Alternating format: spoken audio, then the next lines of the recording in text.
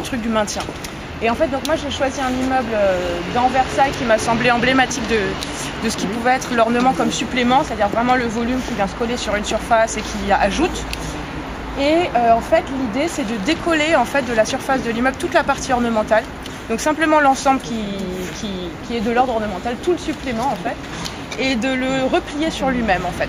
C'est comme si on avait décollé la surface et qu'on l'avait replié en 6 morceaux. Donc ça crée un jeu d'envers et d'endroit, alors que l'ornement c'est vraiment la façade, donc c'est ce qui vient devant. Et là il y a un jeu d'envers et d'endroit et une espèce de mise à l'échelle du corps de l'ornement. Il y a l'objet redescend, enfin c'est tout un jeu comme ça de déplacement en fait de l'objet ornemental. Voilà, donc elle est repliée. Oh, qu'est-ce que ça apporte? En fait un objet qui est purement visuel. Qui est de l'ordre de l'image. Une fois replié, déjà il devient, il en appelle plus au corps, il en appelle plus au volume, il redescend sur terre en fait. C'est un peu l'idée de faire redescendre les choses sur terre tout simplement, parce qu'on rentre dans une matérialité qui n'est plus du tout le visible et l'idéal en fait. Voilà.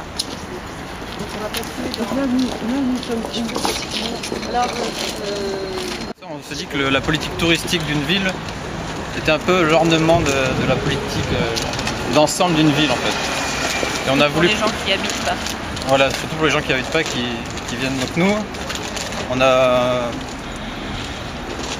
pris le parti de faire un objet en fait qui mêle ces éléments d'objets touristiques et en même temps c'est une sorte de journal intime de notre rencontre avec la ville.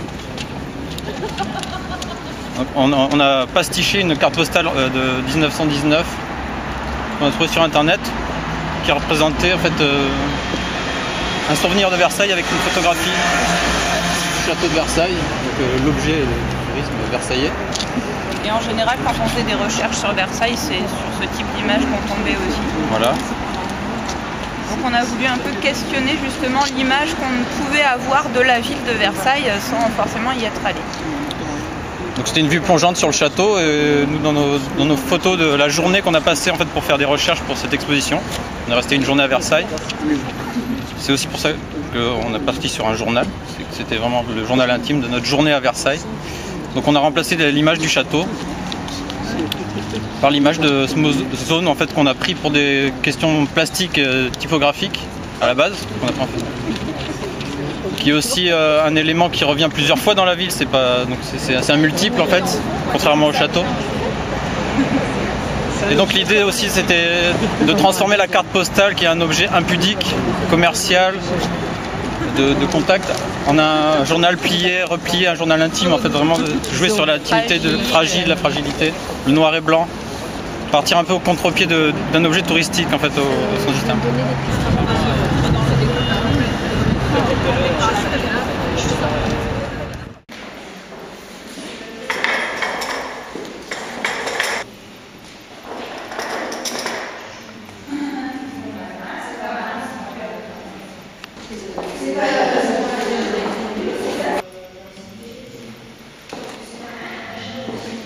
Épanoui dans les cours d'art plastique et c'est ça qui est valorisé. Et du coup comme chez moi c'est 90%, tu vois, c'est tout baigné. Si c'est faux, hein. C'est juste pour qu'ils prennent le temps. Hein.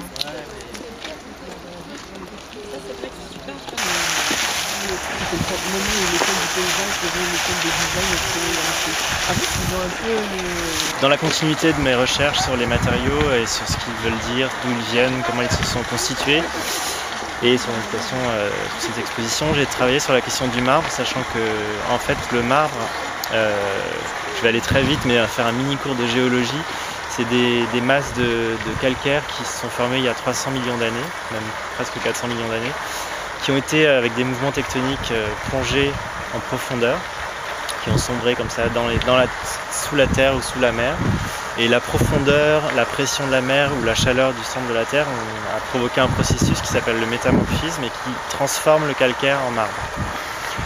Et puis pendant encore quelques centaines de millions d'années, avec d'autres mouvements tectoniques, les zones de marbre, de nouveaux marbres, sont remontées à la surface, voire en altitude, puisqu'on trouve les carrières en général, pas en très haute altitude, mais en tout cas au-dessus du niveau de la mer, sachant qu'il y a aussi beaucoup de marbre encore partout en dessous de la mer. Donc ce déplacement géographique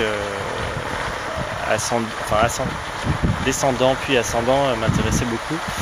Et sachant que le marbre est aussi évidemment un matériau qui symbolise le faste architectural qui est beaucoup utilisé à notre ère pour la sculpture, l'architecture, notamment à Versailles au château. Voilà, donc j'ai joué sur ces questions-là et j'ai voulu recréer, en fait, faire flotter 1 tonne de marbre sur ce bassin, sur un principe de motif assez libre qui se dérobe un petit peu, qui est flottant, vibrant.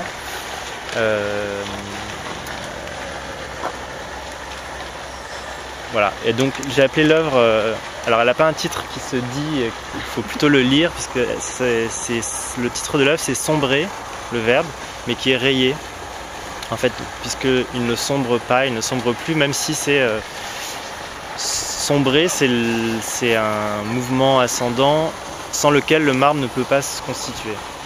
Donc voilà, il y a ce jeu entre ce qui est la réalité qui s'est passée et ce que je fais aujourd'hui sur le bassin du potager du Rhin.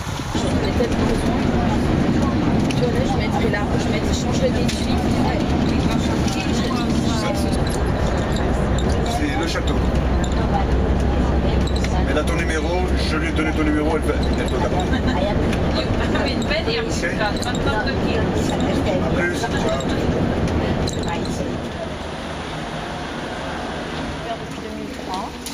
Avec une programmation d'art contemporain qui a commencé il y a 6 ans maintenant, même 7 ans on va dire. Et l'idée étant d'associer vraiment la création contemporaine, enfin tous les arts, toutes les pratiques de l'art dans ce lieu. Donc il y a une programmation musicale qui est vraiment assez importante, puisqu'on a aussi une salle ici de 600 places. Il y a une école de musique dans laquelle il y a un auditorium qui permet aussi d'activer une programmation dans l'auditorium. Et puis il y a la galerie, le Centre d'art de Londres, qui propose une programmation de 3 expositions par an, qui est chronologiquement calquée sur la saison théâtrale, c'est-à-dire en fait on présente une programmation d'octobre à juin. Et notre public, un peu comme on l'expliquait à l'ENSAV, notre public est un public qui vient au spectacle, qui vient aussi à l'école de musique. On a vraiment un public très varié de spectateurs qui viennent le soir. Donc c'est une exposition qui a le mérite d'être... à chaque fois, le programme en fait a pour objectif vraiment de toucher un public autant dans la journée que le soir. Donc les expositions vivent la nuit aussi quand elles se spectacularisent avec la lumière du lieu. Il faut savoir que dans l'exposition Le Hasard fait que nous avons 2 sélectionnés pour la Villa Médicis cette année. Olivier Vadreau des cocktails designers et Fanette Mélier pour le graphisme. Ouais. Donc c'était le hasard.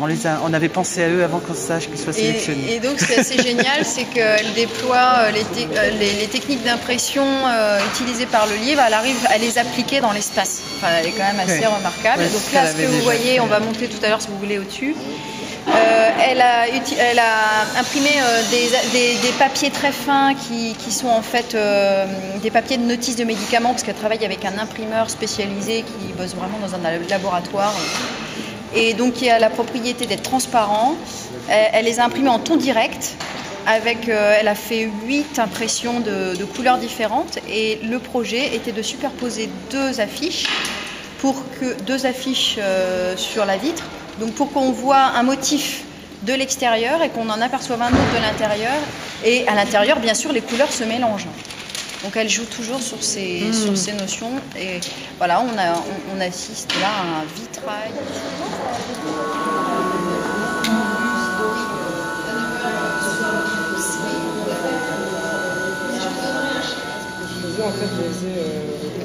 Je me suis beaucoup intéressée en fait à la zone contaminée de Tchernobyl et ce que je trouvais intéressant c'est au niveau de la mémoire, c'est que en fait finalement la zone contaminée après une énorme catastrophe humaine, tout ce qu'il y a de plus sauvage en fait dans le monde c'est cette zone là où l'homme n'a plus accès parce qu'elle est trop dangereuse et qu'en réalité même la moindre forêt tropicale, équatoriale, les animaux sont recensés, il y a un contrôle, alors que dans la zone contaminée ça y est pas.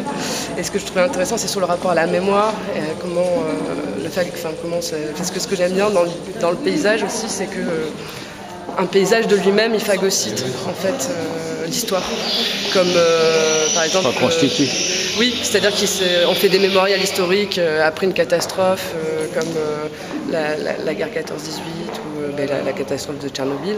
Mais en réalité, les plus beaux mémorials historiques, finalement, c'est quand la nature d'elle-même en fait s'imprègne et la régurgite.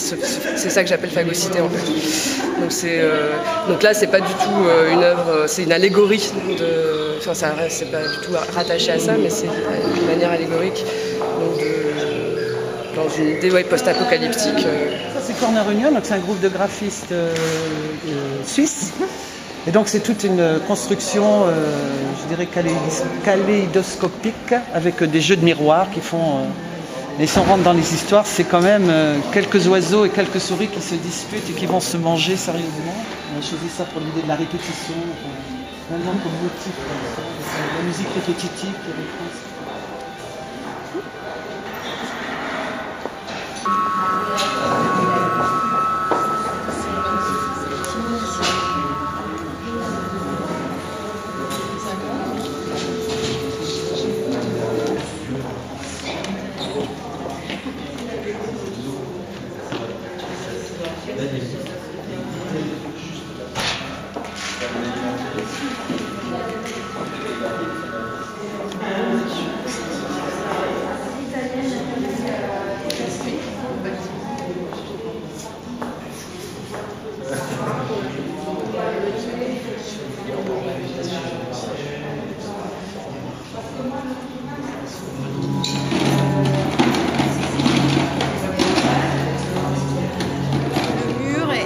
Agrémenté de haut-parleurs, haut et bas.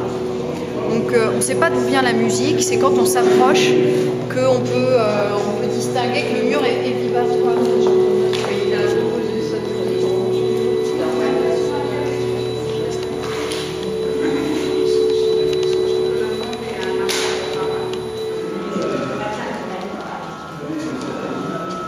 Là, je vais avec Arsène.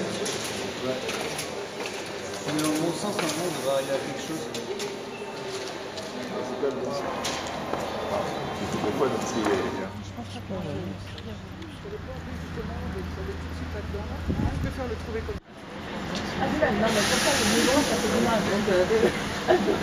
Ça fait vraiment...